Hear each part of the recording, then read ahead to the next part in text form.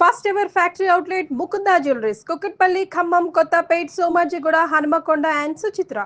నమస్తే అమ్మా. నమస్కారం జయలక్ష్మి. అమ్మ శ్రీరామనవమి శుభాకాంక్షలమ్మా. మీకు కూడా అందరికీనమ్మా, చూసేటటువంటి వాళ్ళందరికీ, ముఖ్యంగా తెలుగు వాళ్ళకి, భారతీయులకి అందరికీ కూడా శ్రీరామనవమి శుభాకాంక్షలు. అమ్మా, పండుగ విశిష్టత అలానే భద్రాచలంలో అంగరంగ వైభవంగా కన్నుల పండుగగా కళ్యాణం చేస్తారు. అవునమ్మా. వెళ్ళగలిగే వాళ్ళు వెళ్తున్నాము. ఇవాళ రేపు మనకు అవకాశాలు ఎక్కువగా కనిపిస్తూ ఉన్నాయి. సోషల్ మీడియా కావచ్చు, ఎలక్ట్రానిక్ మీడియా కావచ్చు. చక్కగా ఇంట్లోనే కూర్చొని ప్రత్యక్షంగా చూడటానికి ఒక అవకాశం దొరుకుతుంది మనకి. అవును. కళ్యాణం గురించి, పండుగ యొక్క విశిష్టత గురించి మీ మాటల్లో చెప్పండి అమ్మా. చైత్ర శుద్ధ నవమి రాముడు పుట్టినటువంటి రోజు. శ్రీరామ నవమి అంటే ఆ రోజు 5 గ్రహాలు ఉచ్చస్థితిలో ఉన్నప్పుడు మధ్యాహ్న సమయంలో రాముడు ఆవిర్భవించాడు, అవతరించాడు. కనుక దాన్ని శ్రీరామనవమి అన్న పేరుతో మనం చేసుకుంటూ ఉంటాం. అయితే ఆనాడు కళ్యాణం చేయడం అనేటటువంటి ఒక సంప్రదాయాన్ని కంచర్ల గోపన్న గారు భద్రాద్రిలో ప్రారంభించాడు.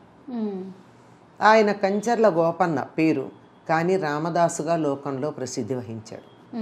అంటే తన అసలు పేరు కూడా వదులుకుని నువ్వెవరు అంటే తన ఇంటి పేరు కంచర్లని కానీ తన పేరు గోపన్న అని కానీ చెప్పక నేను రామదాసుని అంతే అని అంతగా రాముడికి దాసుణ్ణి అన్నట్టుగా తన జీవితాన్ని రాముడికి అర్పించినటువంటి వాడు ఈయన రామదాసు. ఆయన ప్రారంభించాడు. తెలుగు వాళ్ళందరూ దాన్ని అనుసరించారు.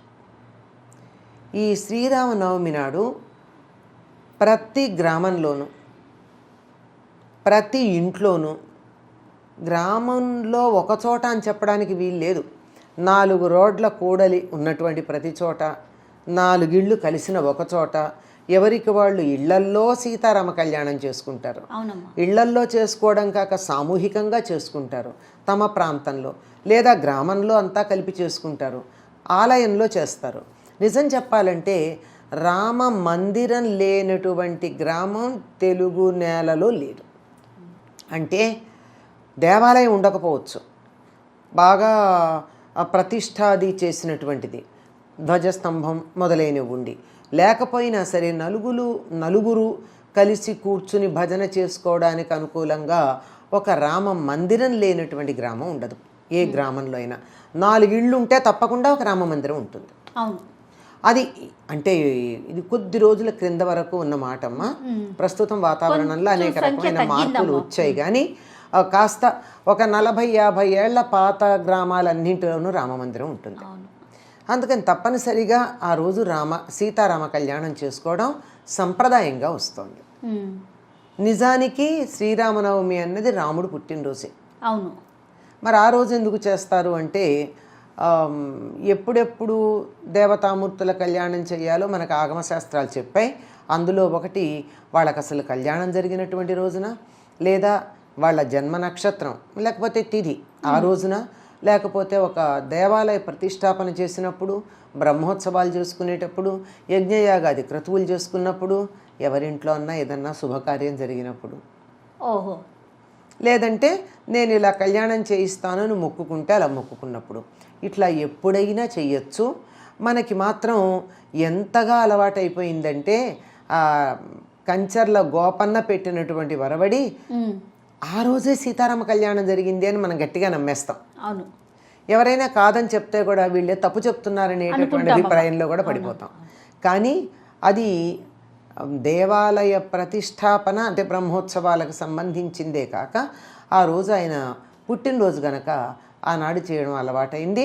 కనుక దక్షిణ దేశంలో ముఖ్యంగా తెలుగు వాళ్ళు, తెలుగు రాష్ట్రాలకి సరిహద్దుల్లో ఉండి ఈ సంస్కృతి ఎంతో అంతో అలవాటు ఉన్నటువంటి వాళ్ళందరూ కూడా ఈ శ్రీరామనవమి నాడు అంటే చైత్ర శుద్ధ నవమి నాడు సీతారామ కళ్యాణం చేయడం సంప్రదాయంగా వస్తుంది. అలానే స్వామివారికి పట్టు వస్త్రాలు సమర్పిస్తారమ్మా. రాష్ట్ర ప్రభుత్వం ప్రతి సంవత్సరం తీసుకువెళ్తుంది. తప్పనిసరి. ఈ ఆనవాయితీ ఎక్కడి నుంచి వచ్చిందమ్మా? ఈ భద్రాచలం నిజాం ప్రభుత్వంలో ఉండేది కదా, నిజాం పరిపాలనలో ఉండేది. ఈ భద్రాచలం గ్రామానికి అప్పట్లో కరణమో ఏదో అంటారు, గ్రామాధికారిగా ఈ కంచర్ల గోపన్న ఉండి ఈయన గ్రామాల నుండి పన్ను వసూలు చేసి ఆ వసూలు చేసినటువంటి పన్ను ప్రభుత్వానికి కట్టకుండా సొంతానికి ఏం వాడుకోలేదులేండి, రాముడికి ఉపయోగించాడు దేవాలయ నిర్మాణానికి. తర్వాత గొల్లుమన్నాడు కదా, సీతమ్మకు చేయిస్తే చింతాక పథకము రామచంద్ర, దానికి పట్టే 10,000 వరహాలు రామచంద్ర, లక్ష్మణునకు చేయిస్తే ముత్యాల మొలతాడు అని చెప్పి అందరికీ కూడా భరతుడికి శత్రుఘ్నుడికి అందరికీ చేయించాడు ఆయన. వీళ్ళందరికీ ఇన్ని చేయించేశాక ఆ పన్ను లేకపోయేటప్పటికీ తానీషా అతన్ని చెరసాల్లో పెట్టాడు. చాలా కష్టాలే పడ్డాడు. అక్కడ తిట్టాడు కూడా, అక్కడే ఈ మాటలు అనేవి. నీ తండ్రి దశరథుడు చేయించాడా, నీ మామ జనకుడు చేయించాడా, నేనురా చేయించింది అని చెప్పి రాముడిని గట్టిగా డబాయిస్తాడు. పైగా అన్నాక హబ్బబ్బా ఈ దెబ్బల కోరవక తిట్టాను ఏమనుకోకని కూడా అంటాడు. సారీ కూడా చెప్పేశాడు. ఎందుకు చెప్పాడో కూడా చెప్పాడు. దెబ్బలు భరించలేక కొట్టి. సరే, మొత్తానికి ఆ రామలక్ష్మణులే వచ్చి దానికి 6,000 వరహాలు ఇవ్వవలసిందేదో మాడలు ఇచ్చి రామదాసుని చెరసాల నుంచి విడిపిస్తారు. ఇప్పటికీ ఆ రామమాడలు కొన్ని ఉన్నాయి అంటారు. రామలక్ష్మణులు తానీషాకి ఇచ్చింది. తానీషా ఎంత అదృష్టవంతుడో, నేను చూడలేదు ఆయన చూశాడని. తానీషాకు అప్పుడు రాముడంటే ఒక నమ్మకం కుదిరి కళ్యాణానికి పట్టుబట్టలు పంపించడం మొదలుపెట్టాడు తానీషా. పట్టుబట్టలతో పాటు ఈ గోల్కొండ ప్రాంతం ముత్యాల వ్యాపారానికి ప్రసిద్ధి. గమ్మత్ ఏంటంటే ఇక్కడ ముత్యాలు దొరకవు, కానీ వ్యాపారం మాత్రం ఇక్కడే. ఎవరైనా ఇప్పుడు భాగ్యనగరం వచ్చారంటే ఏం పట్టుకెడతారని ఇక్కడి నుంచి ముత్యాలు పట్టుకెడతారు. అది ముత్యాల వ్యాపార కేంద్రం ఇది. ఎందుకంటే మహమ్మదీయులు వచ్చినప్పుడు వాళ్ళు చేసినటువంటి పని వల్ల.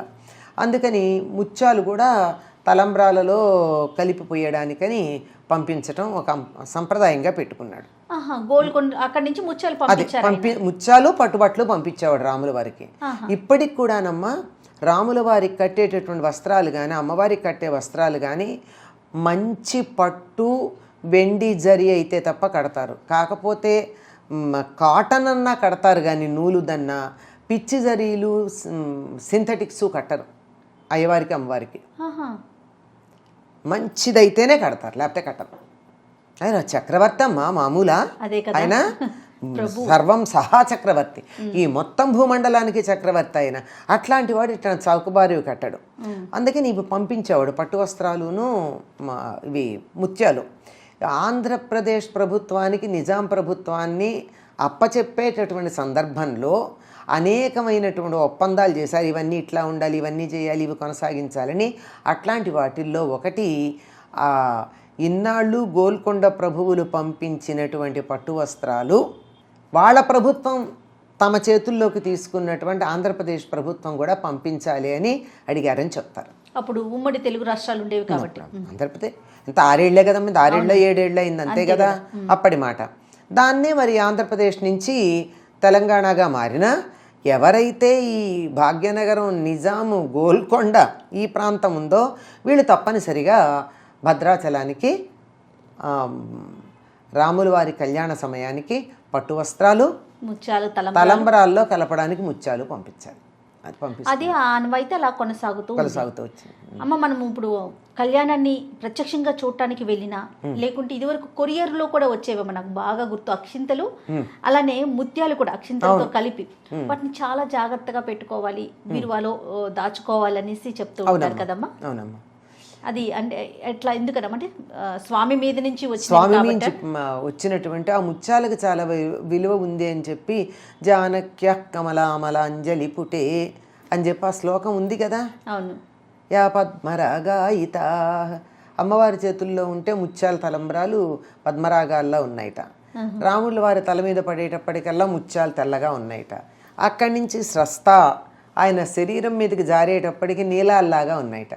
అంటే ఆయన నల్లగా ఉంటాడు, తల మీద తలపాగా ఉంటుంది కనుక తెల్లగా ఉన్నాయి, ఒళ్ళు నల్లగా ఉంటుంది కనుక ఆ నల్లని కాంతిపడి నీలాల్లాగా ఉన్నాయి. అటువంటివి మనందరికీ క్షేమాన్ని కలిగించుగాక అని చెప్పి మనకి ఈ శ్లోకం లేనిదే పెళ్లి శుభలేఖల్లో మనం వేసుకోం. అవును. మరి అటువంటిది పెళ్లిలో ముత్యాలకి చాలా ప్రాధాన్యం ఉంది. ఆయన ఒంటి మీద పడ్డాయని. అంతే కదమ్మా, ముత్యాలు అనేవి, తలంబ్రాలు అనేవి మనకే అలవాటు, ఉత్తర దేశంలో లేవు. నిజంగా సీతారాములు తలంబ్రాలు పోసుకోలేదు, ఎందుకంటే వాళ్ళ జరిగింది ఎక్కడ వివాహం, ఎక్కడ జనక్పురి అంటే నేపాల్ బార్డర్లో ఉంటుంది అక్కడ కదా ఉండేది. మరి అక్కడ ఈ పద్ధతి లేదు. ఉత్తర దేశంలో తలంబరాలు కానీ తాళి కట్టడం కానీ లేవు. ఈ తాళి కట్టడం అన్నది దక్షిణ దేశానికే, ఈ తలంబరాలు మన ప్రాంతాలకే అలవాటు. అది మనం రాముడిని తెలుగువాడిని చేసేసుకున్నాంగా. మన భద్రాద్రి రాముడు తెలుగువాడండి, అచ్చంగా తెలుగువాడు. ఆయన్ని తెలుగు వేషంలోనే చూసుకుంటాం మనం. అందుకని ఇక్కడే తిరిగాడు చెప్పులు లేకుండా, వాహనం లేకుండా, కాలినడకన రాముడు నడిచి పవిత్రమైన దేశం అమ్మ ఇది. ఇక్కడ దుమ్మును ఎత్తిన చల్లుకుంటే కూడా చాలా పవిత్రం. అందుకని ఇక్కడ నేలని గౌరవించాలి, భూమాతని గౌరవించాలి. రామ పాద స్పర్శ సోకింది అంతే. ఉత్తర దేశంలోనేమో మధురా ప్రాంతం అంతా కృష్ణ పాద స్పర్శ. వాళ్ళు అక్కడ మీకు తెలుసో తెలీదో బృందావనంలో రోడ్ల మీద సిమెంట్ వేయనీరు, తారు వేయనీరు. మీరు సిమెంటు తారు వేస్తే మా కృష్ణుడి పాదాల సోకిన దుమ్ము కాస్తా పోతుంది, ఇక్కడ ఉండనిమన్నారు వాళ్ళు. ఉండదు ఇక్కడ సిమెంటు మంచి మామూలు మట్టి రోడ్లే ఉంటాయి అక్కడ. అంటే ఆ పాదస్పర్శతో కృష్ణుడి పాదాల స్పర్శ సోకినటువంటి దుమ్మది.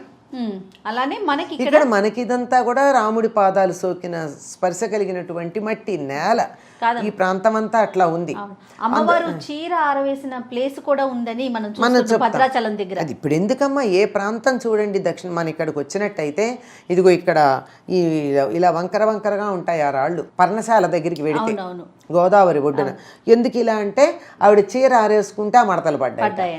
అక్కడ మీకు పసుపు ఎర్రని రాళ్ళు కూడా దొరుకుతాయి, కుంకుమ పసుపు అంటాం. నిజంగా అవి తీసుకొచ్చి అట్టే పెట్టి ఆ రాళ్ళని పిల్లలకి ఎవరికన్నా దిష్టి తగిలినట్టయినా ఏడుస్తూ ఉన్న ఆ కారణంగా దాన్ని కాస్త ఇట్లా అరగదీసి ఆ నీళ్లు పిల్లలకి చల్లితే వెంటనే పోతుంది కూడా. అవి కుంకుమ పసుపు ఆవిడ చేసింది. మరి నిజానికి ఆవిడ ముట్టుకున్నందువల్ల వాటికి పవిత్రత వచ్చిందా, ఆ పేరు అలా చెప్పుకోవడం వల్ల వచ్చిందో, వాటికి ఔషధీ గుణాలు ఉన్నాయో తెలియదు. కానీ ఇంట్లో ఇప్పటికీ దాచిపెట్టుకునేటువంటి పద్ధతి ఉంది. ఇక్కడే కాదు, మీరు ఇంకా మిగిలిన ప్రాంతాలకు వెళ్ళినట్టయితే ఒక రాయి ఇలా ఉంటుంది అనుకోండి, కొంచెం వంపుగా ఎత్తుగా, కింద ఏదో ఒక కాలి గుర్తులు ఉన్నాయనుకోండి.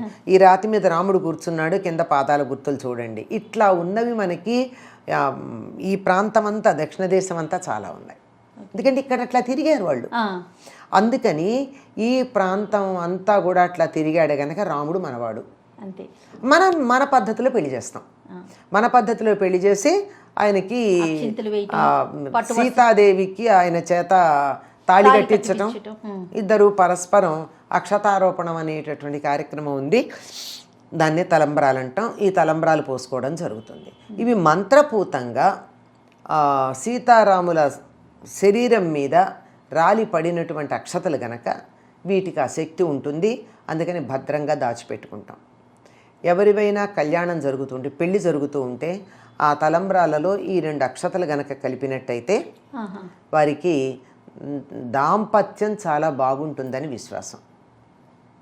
శుభలేఖ ఇవ్వడానికి ఎవరన్నా మన ఇంటికి వస్తే మన ఇంట్లో ఆ భద్రాచలం అక్షతలు ఉంటే వాళ్ళకి 4 అక్షతలు ఇవ్వండి. ఆ అక్షతలు ఇస్తే వాళ్ళు తీసుకెళ్ళి దేవుడి దగ్గర పెట్టుకుంటారు. పెట్టుకుని మళ్ళీ పెళ్ళప్పుడు తలంబ్రాల్లో కలుపుతారు. వాళ్ళ దాంపత్య శోభ చక్కగా ఉంటుంది. అద్భుతం. ఇది తప్పనిసరిగా జరిగేదమ్మా. లేదు ఏదన్నా శుభం కావాలంటే కూడా ఇంట్లో ఏదైనా శుభకార్యాలు చేసుకునేటప్పుడు, పిల్లల పరీక్షకు వెళ్ళేటప్పుడు, ఇంటర్వ్యూలకు వెళ్ళేటప్పుడు, ఏదో పెళ్లి మాటలు మాట్లాడడానికి వెళ్ళేటప్పుడు, ఏదైనా ఒక శుభకార్యానికి బయలుదేరేటప్పుడు దేవుడి దగ్గర ఉన్నటువంటి ఆ భద్రాచలం అక్షతలు కానీ కాసిన 2 తీస్తల మీద వేసుకున్నా, ఇంట్లో వాళ్ళకి వేసినా చాలా శుభం జరుగుతుంది. రాముడి యొక్క ఆశీస్సులు నేరుగా లభ్యమవుతాయని నమ్మకం మనకి. ఇంకా నవమి రోజు మనం ఇంట్లో ఎలాంటి పూజా విధానం పాటించాలమ్మా? నిజానికి నవమి రాముడు పుట్టినరోజు గనక కృష్ణుడికి చేసినట్టే, కృష్ణాష్టమికి చేసినట్టే చాలామంది ఉత్తర దేశం వాళ్ళు అయితే ముందు రోజు ఉపవాసం ఉంటారు, బ్రహ్మచర్యం పాటిస్తారు, నియమంగా ఉంటారు. అష్టమి నాటి రాత్రి, మర్నాడు మధ్యాహ్నం రాముడు పుట్టేటటువంటి సమయానికి, అంటే 12 గంటలకు కదా, ఆ సమయానికి రాముడు పుట్టాడు గనక అందరూ కుమారుడు జన్మించాడు అనగానే బొడ్డు కొయ్యకుండా తండ్రి ఏం చేయాలంటే ఏదో స్నానం చేస్తారని చెప్తారు. అది కాక దానాలు చేస్తాడు. బొడ్డు కోసాక పురుడు వస్తుంది, బొడ్డు కోయక ముందు పురుడు లేదు ఇంకా కనుక ముందు అవన్నీ దానాలు.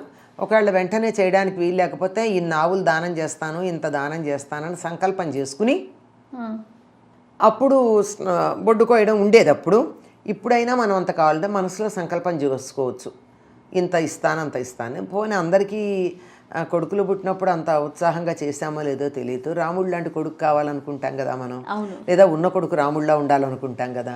అందుకని ఆ సమయంలో రాముడు అవతరించిన సమయంలో ఏదైనా బ్రాహ్మణులకు దానాలు అవి చేసి, ఏదన్నా ఒకవేళ గోదానం చేయాలంటే చేస్తానని సంకల్పం చేసుకుని అప్పుడు పూజ చేసుకుని ఆ తర్వాత నివేదన చేసే పద్ధతి ఉంది.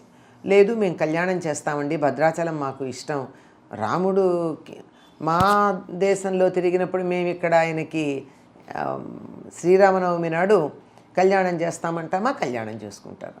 చక్కగా సీతారాముల విగ్రహాలకు మంచి వస్త్రాలు కట్టి మంగళసూత్రాలు లాంటివన్నీ వేసి ఇంట్లోనే రెండు పక్షాల ఉండి కళ్యాణం చేసే పద్ధతి ఉంది.